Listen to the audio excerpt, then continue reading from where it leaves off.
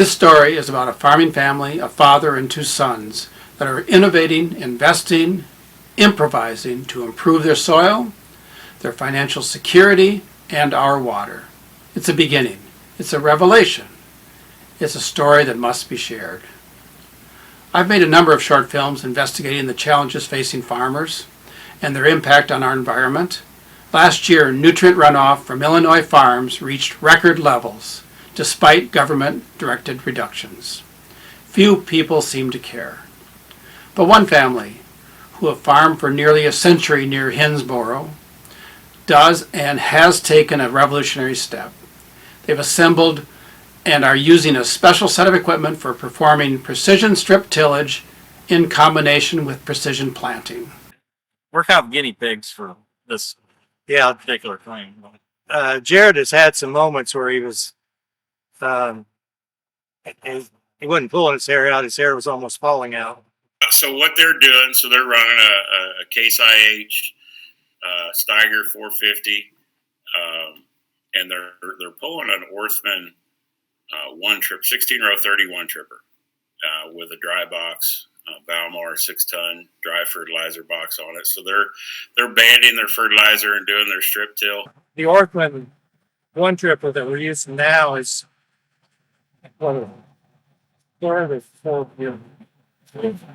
it's our fourth season with it. It's been a good tool, but guidance issues has been kind of an ongoing headache. I want it to be true. I want it to be where it should be, pass after pass, so I can come back and plant with this 24-row planter and not have that issue. Because if you have a guess row, you're gonna have a guess row in your planter pass every time.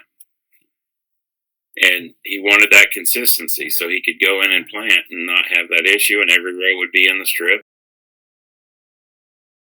And every year we would start out the year, and most of it we thought we just were having trouble with the tractor. So we would do roll cows, and he'd get it where he wanted, but then pass to pass, he might be having some 2 or 3 inch variations on how wide and narrow your boat was.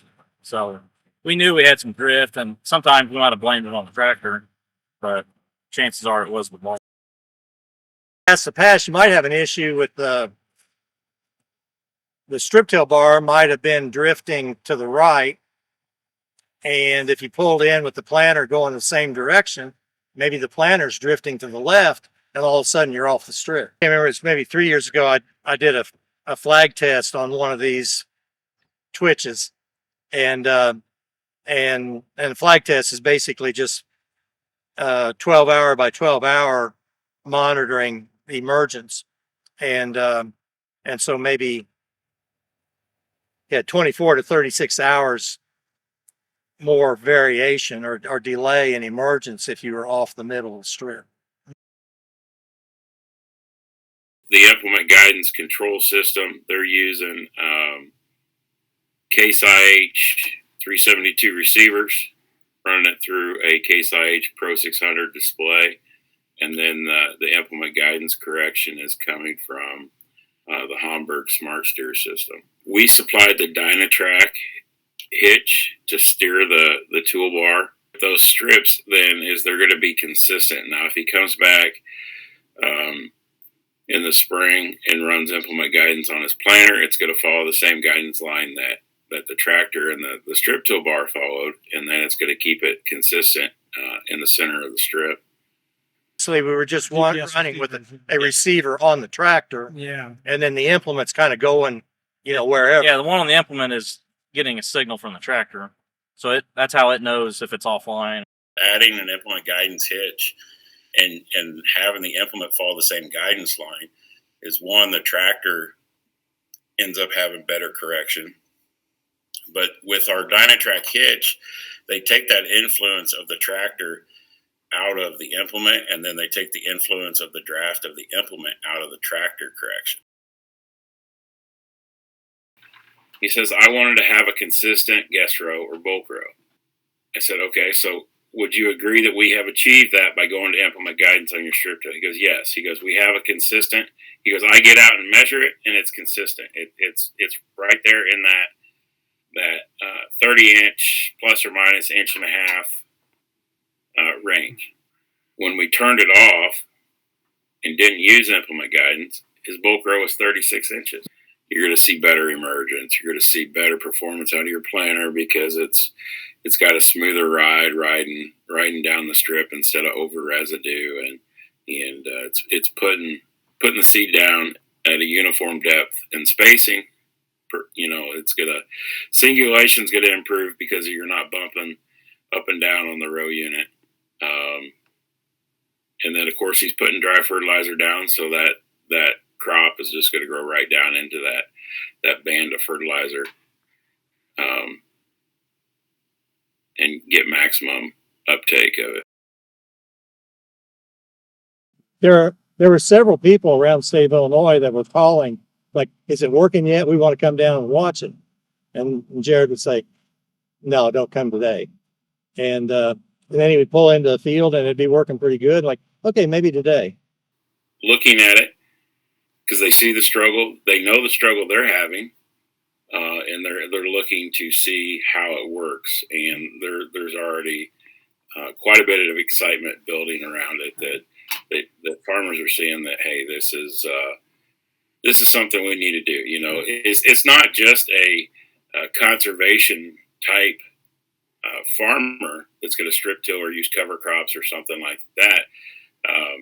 It's a conventional farmer that's going to do broadacre tillage and plant. They see the advantage of it too, because if you use it on your planter, it puts the row accurate to the guidance line, and you're going to see less stress and fatigue of your operator when they run the sprayer or side dress bar or something like that through the field later in the season. And they don't have to worry about running over the row because it's where it should be instead of where the planter drifted to. To be successful, easily be successful, it's a matter of using the technologies that are available. You can't do it here with this piece or that piece and kind of, you could cobble it together, but you're going to have frustrations.